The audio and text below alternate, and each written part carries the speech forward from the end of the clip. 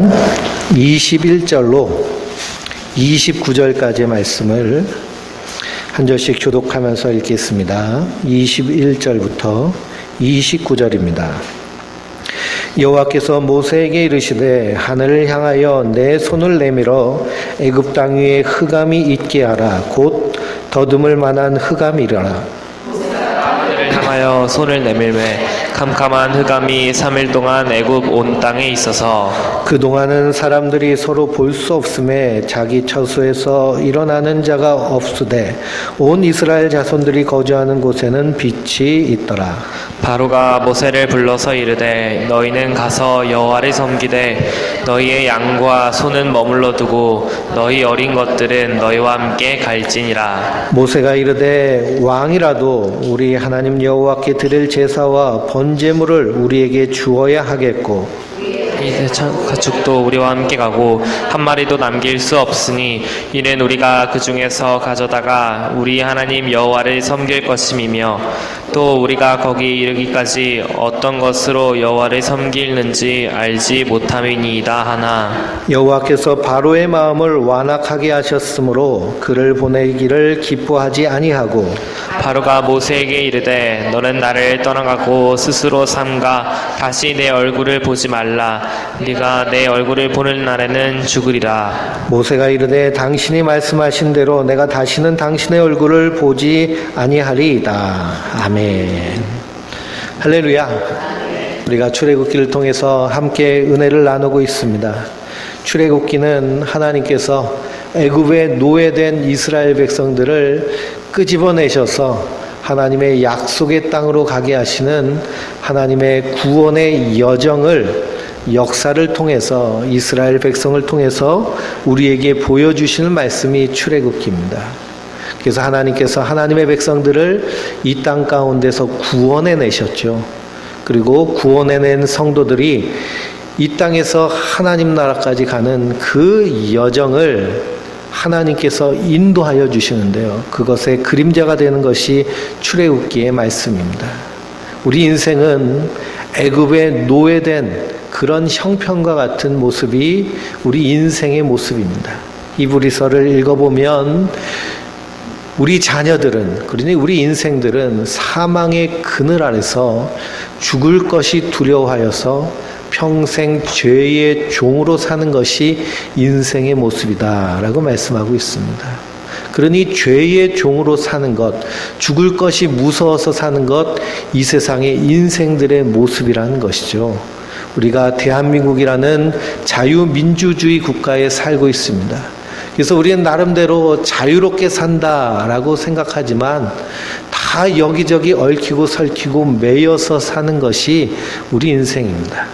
세상은 어떻게 해서든지요, 우리를 묶어 놓으려고 하죠. 그래서 우리가 핸드폰 하나를 쓰려고 해도요, 핸드폰 가입할 때 최소한 2년을 약정하라라고 얘기합니다. 2년을 약정하면 혜택이 많다는 거죠. 그러니까 핸드폰 하나를 개통해도 몇 년 동안 그 핸드폰 통신사의 종이 돼버리느냐 하면 2년이라는 기간 동안 종이 돼버리는 것입니다. 세상은 이것이 필요하고 저것이 필요하고 이것이 필요하다라고 얘기하죠. 남자들이 제일 좋아하는 것 중에 하나가 뭐냐면 자동차입니다. 자동차. 그래서 우리가 사는 동네가요, 이렇게 원룸촌이라서 이렇게 혼자 사는 사람들이 많은데요. 혼자 사는 남자들이 많습니다. 청년들이 많은데 다 삐까뻔쩍한 외제차를 타는 친구도 있고요. 스포츠카를 타는 친구도 있습니다. 근데 그것이 정말 내가 갖고 싶어서 구입하고 샀는데요. 그것 때문에 종이 되는 것이 우리 인생의 모습이죠. 차를 하나 굴리려고 하면 자동차 할부금을 내야 되고 그 유지 비용을 내야 되고 보험료를 내야 되고, 그러니 내야 될 것이 많다 보니까 결국에는 거기에 종이 되는 인생이 우리가 살고 있는 인생입니다. 어떤 프로그램에서 요즘 청년들이 자꾸만 직장을 오래 다니지 못하고 이렇게 그만두고 하는데 이것을 어떻게 해결하면 되느냐라는 그런 얘기가 나왔습니다. 그랬더니 한 30대 중후반 정도 되는 직장인이 이렇게 얘기하는 거예요. 뭐라고 얘기하느냐? 집을 사면 되고 차를 사면 되고 결혼을 하면 직장 한 군데 붙어서 오래 있을 수 있다라고 얘기합니다. 왜 그러냐면 집을 사면 집 대출 비용이 어마어마하죠. 차를 사면 차 할부분을 계속 갚아야 됩니다. 결혼을 해서 아이를 낳으면 아이를 양육하기 위해서요 계속 비용이 들지요. 그렇기 때문에 다니기 싫어도 억지로라도 그 회사를 끝까지 다니게 된다는 거죠. 그러니 이 세상은 어떻게 해서든지 우리를 올감해서 종으로 만들려고 하는 것이 이 세상의 모습입니다. 마치 오늘 출애굽기에 나오는 누구와 같이요? 애굽이라는 나라와 같이. 그래서 영적으로 볼 때는 죄와 사망으로 우리 인생을 얽어매고 있는 것이 이 세상의 모습입니다. 그래서 이 세상에서 죄와 사망에서 우리를 구원하신 것이 예수님이 십자가에서 행하신 일인 줄 믿습니다. 우리를 태초에 택하셔서 이 죄와 사망에 종된 우리를 구원해내신 거예요. 애굽에서 430년 동안 종살이한 이스라엘 백성들을 해방시키듯이 구원해내듯이 우리를 구원해내십니다. 이스라엘이 이 애굽에서 나오기 위해서 하나님이 10가지 재앙을 이 애굽에 쏟아붓습니다. 오늘 읽은 말씀은 9번째 재앙이죠. 흑암의 재앙입니다. 저 애굽이 이집트가 섬기는 신이 있습니다. 이집트가 섬기는 신, 최고의 신이 누구냐? 라라는 신인데요. 이 라라는 신은 태양신입니다. 그리고 이 이집트의 왕인 이 파라오는 태양의 아들이라고 불리웁니다. 그러니 당시의 최대 강대국인 이 이집트의 파라오는 태양의 아들이죠. 그런데 하나님께서 9번째 재앙을 내리시는데 그 땅에 무엇이 임하는 거예요? 흑암이 임하는 겁니다. 어둠이 임하는 것이죠. 태양이 빛을 잃은 것입니다. 그러니 애굽이 가장 숭배하는 그 태양을 꺼버려서 하나님이 이스라엘 백성들을 애굽에서 건져내시려고 하시는 것이죠. 그럼에도 불구하고 이 이집트의 파라오는 이 하나님을 두려워하고 그들을 풀어주나요? 풀어주지 않나요? 풀어주지 않습니다. 오히려 뭐라고 하느냐? 가서 여호와를 섬기되 양과 소는 내버려 두고 너희끼리 가서 섬겨라 라고 얘기합니다. 왜 하나님이 이 애굽에서 이집트에서 이스라엘 백성들을 끄집어내시느냐? 이 출애굽의 목적은 하나님을 예배하기 위해서입니다. 우리가 이 애굽에 매여 있으면 하나님을 예배할 수 없죠. 그래서 그들이 예배하기 위해서 출애굽하는데 이 바로는요 어떻게 해서든지 얽어매려고 하는 것입니다. 그래서 재앙이 임할 때마다 조건을 바꿔서 합니다. 이스라엘 백성들이 우리가 가겠다라고 했더니 이 땅에서 하나님을 예배하라라고 얘기합니다. 또 재앙이 임하니까 너무 멀리 가지 말고 갔다가 돌아와라 이렇게 제안을 합니다. 또 계속 재앙이 임하니까 남자만 가라라고 얘기하죠. 그리고 오늘은 가축을 남겨두고 너희끼리만 가서 제사 드려라 라고 얘기합니다. 끝까지 놓아주지 않으려고 하는 것이 이 세상의 모습입니다. 그러므로 우리의 신앙생활은요 이 세상에서 떠나가는 것입니다. 이 세상에서 하늘을 향하여서 가는 것이 우리의 믿음의 삶인데요. 우리의 연약한 육신은 계속 세상을 향한 그러한 마음이 있습니다. 그렇기 때문에 누가 끊어내시는 거예요? 하나님이 끊어내시는 겁니다. 하나님만 의지하게 하려고 하나님 끊어내시고 하늘 백성으로 하나님이 우리를 삼으시는 줄 믿습니다. 이 모든 것이 하나님의 은혜로 되는 것입니다. 그래서 흑암이 임함으로 말미암아 이 이집트의 최고의 신을 죽이시는 분이 하나님이십니다. 그럼에도 불구하고 바로의 마음은 완악하여지죠. 그래서 하나님 앞에 굴복하지 않습니다. 그러니 하나님이 예비해 두신 마지막 최후의 재앙을 그들에게 내리시기로 작정하신 말씀이 11장에 있는 말씀인데요. 우리 11장을 한 절씩 교독하면서 읽겠습니다. 여호와께서 모세에게 이르시기를 내가 이제 한 가지 재앙을 바로와 애굽에 내린 후에야 그가 너희를 여기서 내보내리라. 그가 너희를 내보낼 때에는 여기서 반드시 다 쫓아내리니 백성에게 말하여 사람들에게 각기 이웃들에게 은금 패물을 구하라 하시더니 여호와께서 그 백성으로 애굽의 은혜를 받게 하셨고 또 그 사람 모세는 애굽 땅에 있는 바로의 신하와 백성의 눈에 아주 위대하게 보였더라.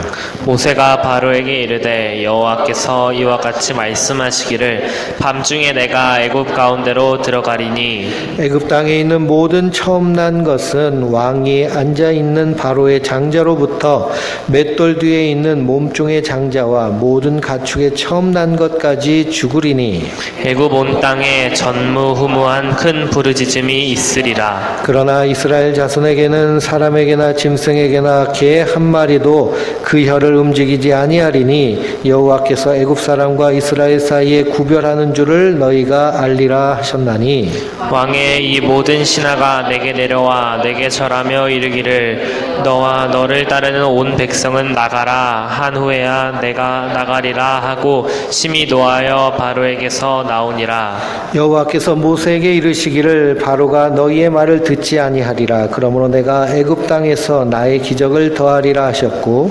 모세와 아론이 이 모든 기적을 바로 앞에서 행하였으나 바로 여호와께서 바로의 마음을 안악하게 하셨으므로 그가 이스라엘 자손을 그 나라에서 보내지 아니하였더라. 아멘. 하나님께서 10번째 재앙을 예비하십니다. 그 재앙이 어떤 재앙이냐? 바로 장자를 죽이시는 재앙이죠.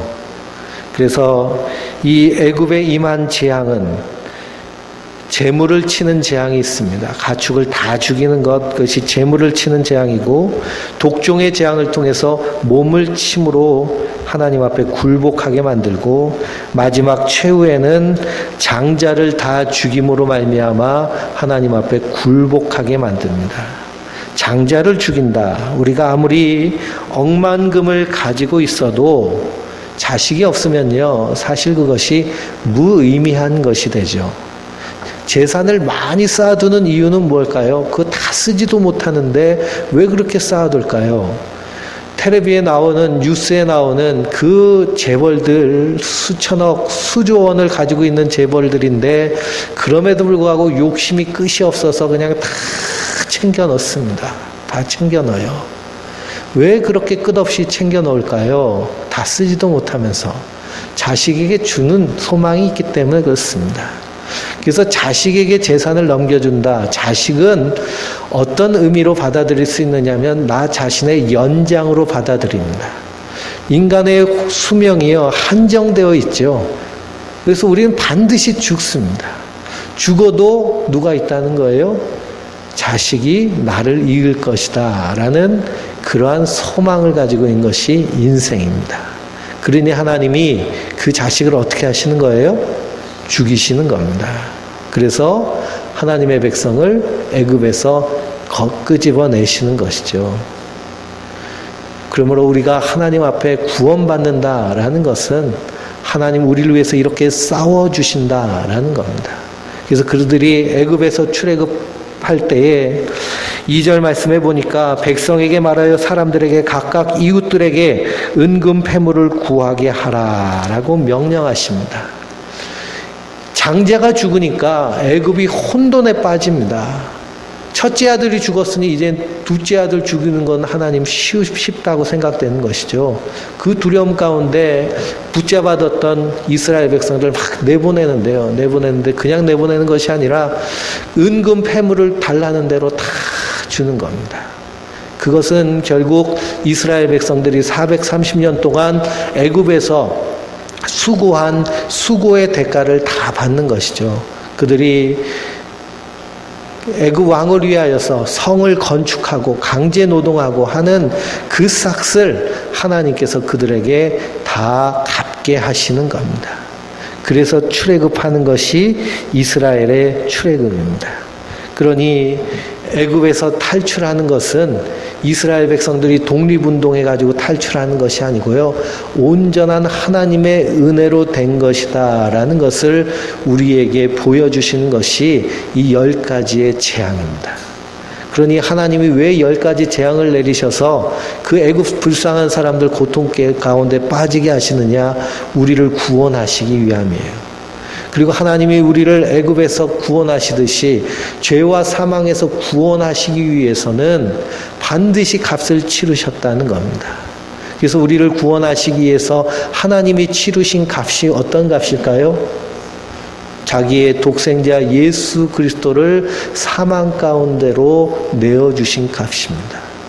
그러니 우리가 그냥 값없이 은혜를 받았다라는 것은 값을 셀 수 없는 은혜를 받았다는 겁니다. 그것이 뭐냐? 하나님이 사람이 돼서 이 땅에 오셔서 십자가에 달려 죽으심으로 나 대신 그 십자가에서 죄값을 다 치르신 거예요. 그리고 예수를 믿는다는 것은 무엇을 믿느냐? 내가 죄와 사망으로 죽을 인생, 심판받을 인생, 둘째 사망 가운데서 영원토록 불못에서 괴로움 당할 인생인데 하나님이 나를 사랑하셔서 십자가에 달려 죽으심으로 내 죄를 다 담당하신 것을 믿는 믿음인 줄 믿습니다. 하나님은 이 믿음을 옳다고 인정하신 거예요. 그 사건이 무엇이냐? 부활의 사건입니다. 예수님께서 3일 만에 부활하셔서 예수님이 하신 모든 사역을 옳다고 인정하셨습니다. 욕심이 잉태하여 죄를 낳고 죄가 장성하여 사망을 낳느니라. 그러니 성경적으로 볼 때 인간의 죽음은 무엇 때문에 죽는 거예요? 죄 때문에 죽는 겁니다. 근데 예수님께서 그 죄를 담당하셔서 십자가에 달려 죽으셨으니, 그러니 그 사역이 하나님 옳다고 여기시는 거예요. 그래서 그 예수님을 다시 살려내시는 겁니다. 사망이 예수님을 붙잡고 있을 수 없습니다. 그 부활하신 예수님이 우리의 주님이신 줄 믿습니다. 그럼 우리도 주님처럼 주님을 믿는 믿음 안에서 우리의 죄를 예수님께서 다 담당하시고 십자가에 달려 죽으신 거예요. 그러므로 구원은 하나님의 은혜로 된 것입니다. 나의 된 것은 하나님의 은혜로 된 거예요. 그러므로 성도는 이 땅에서 하나님의 은혜만 감사하고 은혜만 찬양하며 하나님을 더 깊이 알아가고 그 예수 그리스도를 더 깊이 알아가며 그분의 성품에 참여하는 것이 바로 성도의 마땅한 삶입니다. 우리가 은혜를 갚을 길이 있나요? 없나요? 없습니다. 근데 우리가 은혜 받았으니 은혜를 갚자라고 그래서 큰 건물을 짓고 뭐 하자라고 그러는데요. 그렇게 해서 갚을 수 있는 은혜가 아니라는 것이죠. 갚을 수 있는 은혜는 은혜가 아니라 빚입니다. 빚. 그렇죠? 빚이 돼버리는 것이죠. 그러므로 은혜는 선물로 주어진 것입니다. 우리는 그것에 감사하고 찬양하는 것이 성도의 모습입니다. 그래서 이스라엘 백성들이 그 큰 은혜를 받고 출애굽하였습니다. 그때 하나님께서 요구하신 것이 무엇이냐? 바로 12장의 절기를 지킬 것에 대해서 말씀하고 있는데요. 우리 1절부터 14절까지 먼저 한 절씩 읽겠습니다. 여호와께서 애굽 땅에서 모세와 아론에게 일러 말씀하시되 이 달을 너희에게 달의 시작 곧 해 첫 달이 되게 하고 너희는 이스라엘 온 회중에게 말하여 이르라. 이 달 열흘에 너희 각자가 어린 양을 취할지니 각 가족대로 그 식구를 위하여 어린 양을 취하되 그 어린 양에 대하여 식구가 너무 적으면 그 집의 이웃과 함께 사람 수를 따라서 하나를 취하며 각 사람이 먹을 수 있는 분량에 따라서 너희 어린 양을 계산할 것이며 너희 어린 양은 흠없고 1년 된 수컷으로 하되 양이나 염소 중에서 취하고 이달 여름날에 전직하였다가 해질 때 이스라엘 회중이 그 양을 잡고 그 피를 양을 먹을 집 좌우 문설주와 임방에 바르고 그 밤에 그 고기를 불에 구워 무교병과 쓴 나물과 아울러 먹되 날 것으로나 물에 삶아서 먹지 말고 머리와 다리와 내장을 다 불에 구워 먹고 아침까지 남겨두지 말며 아침까지 남은 것은 곧 불사르라. 너희는 그것을 이렇게 먹을지니 허리에 띠를 띠고 발에 신을 신고 손에 지팡이를 잡고 급히 먹으라. 이것이 여호와의 유월절이니라. 내가 그 밤에 애굽 땅에 두루다니며 사람이나 짐승을 막론하고 애굽 땅에 있는 모든 처음 난 것을 다 치고 애굽의 모든 신을 내가 심판하리라. 나는 여호와라. 내가 여호와의 땅을 칠 때 그 피가 너희가 사는 집에 있어서 너희를 위하여 표적이 될지라. 내가 피를 볼 때에 너희를 넘어가리니 재앙이 너희에게 내려 멸하지 아니하리라. 너희는 이 날을 기념하여 여호와의 절기를 삼아 영원한 규례로 대대로 지킬지니라. 아멘. 그래서 이스라엘 백성들에게 그리고 애굽에게 10번째 재앙이 내리는 그 장자의 죽음의 재앙 때에 이스라엘 백성들이 출애굽하게 되는데요. 그 달을 새해 첫날로 삼으라라는 것입니다.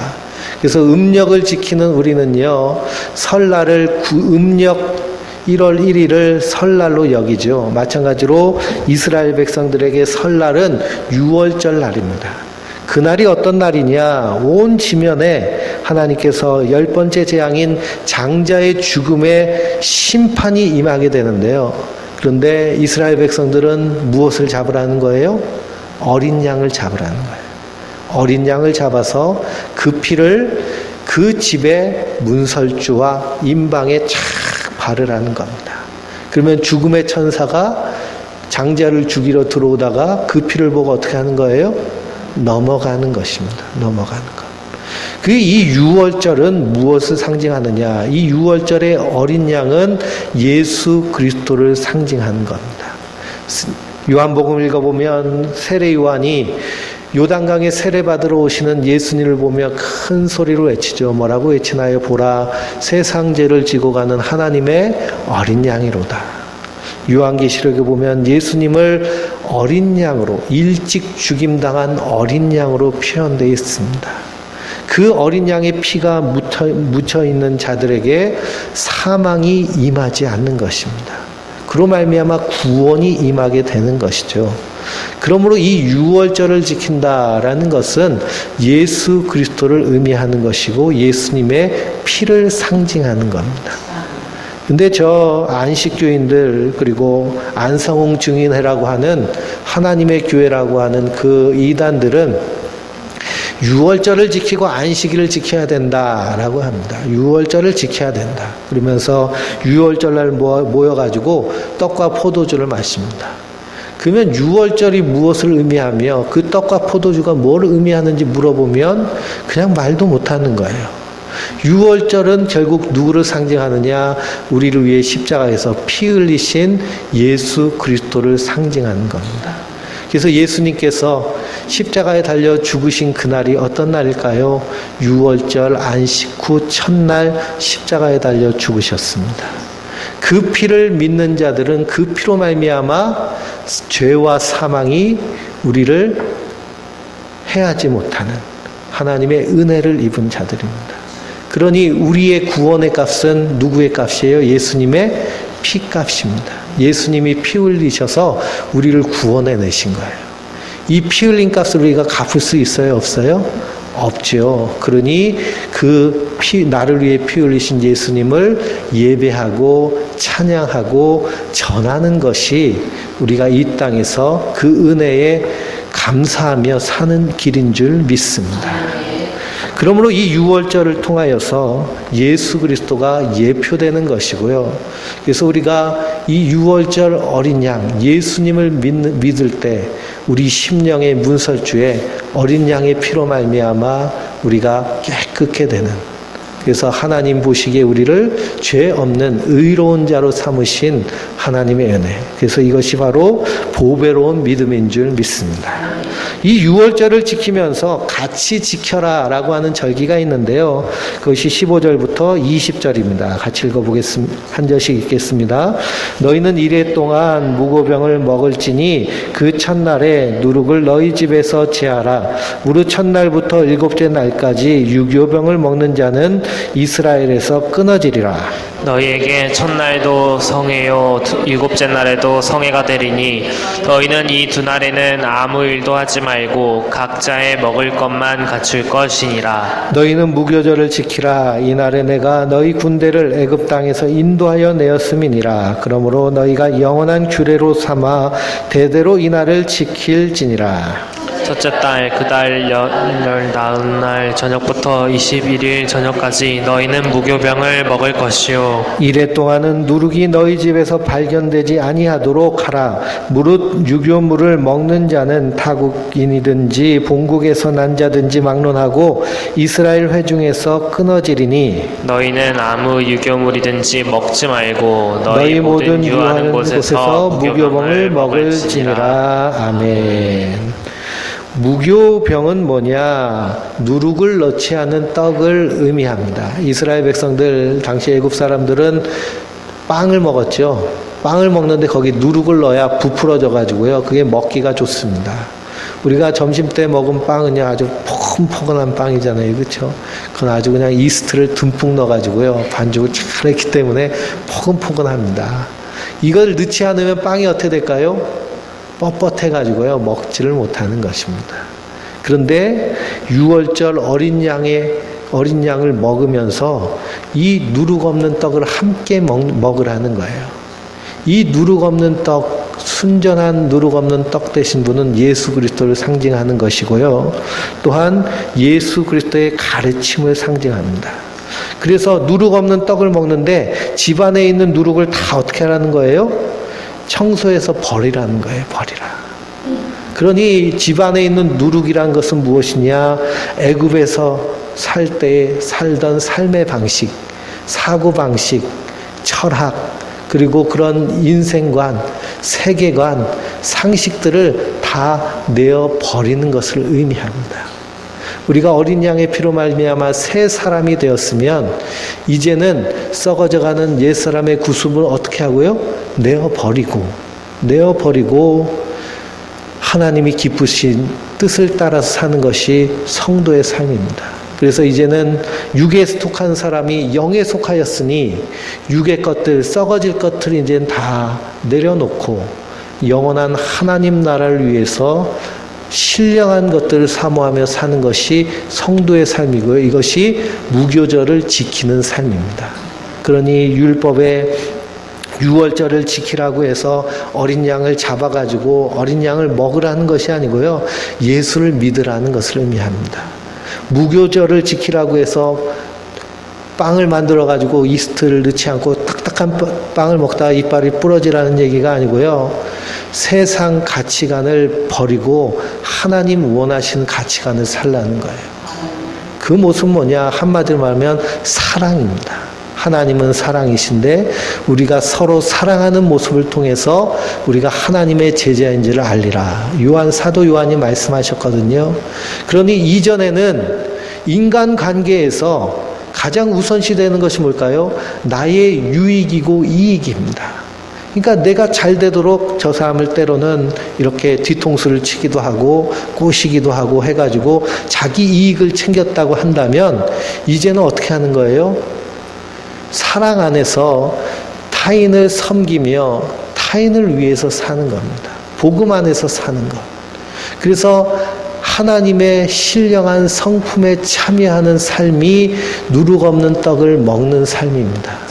이전엔 내 고집대로, 내 생각대로, 내 유익대로 살았다면 이제는 사랑하며 섬기며 그러며 그 안에서 복음을 증거하는 그 안에서 인내와 자비와 양선과 충성과 온유와 절제와 믿음, 소망, 사랑의 하나님의 성품들이 충만해져서 열매 맺는 것, 이것이 옛 애굽의 누룩을 버리고 신령한 누룩 대신 그리스도 안에서 성도가 지켜야 될 무교절인 줄 믿습니다. 그러므로 예수를 믿는다는 것은 우리가 어린 양의 피로 깨끗하게 된 것이에요. 깨끗하게 된 것, 오늘 베드로후서 말씀과 같이 깨끗하게 되었으니 하나님을 더 알아가고 예수님을 더 알아가면 알아갈수록 우리 안에서 하나님의 아름다운 신령한 성품이 충만하여지는 줄 믿습니다. 그래서 우리가 우리의 성품이 변화되는 것, 이것이 예수 믿는 자의 모습입니다. 그래서 하늘에 합한 자로, 하늘에 합당한 자로, 그러니 우리가 신앙생활을 오래 하면 오래 할수록 그 사람의 말과 행동과 삶을 통해서 누가 보여야 되는 거예요? 예수님이 보여야 되는 것입니다. 그것이 열매 맺는 삶인 줄 믿습니다.